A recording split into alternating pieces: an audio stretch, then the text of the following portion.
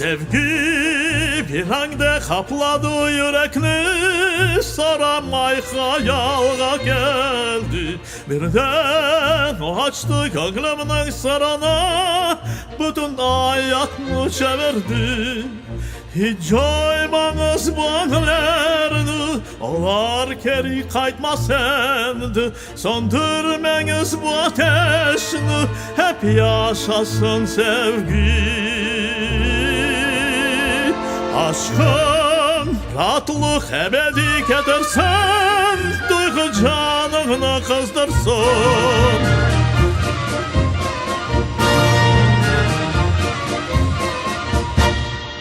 Aydın sözleri kalbimde kaderdi, bana umut bağışladı. Dertli canıma derman oldu benim adlı sevgi.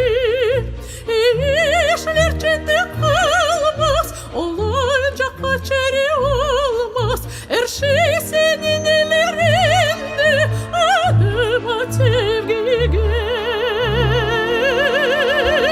Aşkın rahatlık ebedi gidersin, duygun canını kızdırsın.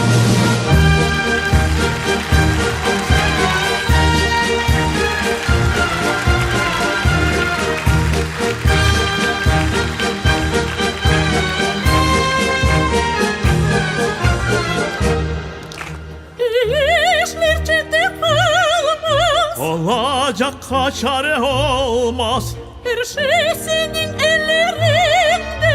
Adım at sevgi gel. Sevgi bir anda kapladı yüreği, sarmay hayalga geldi. Aşkın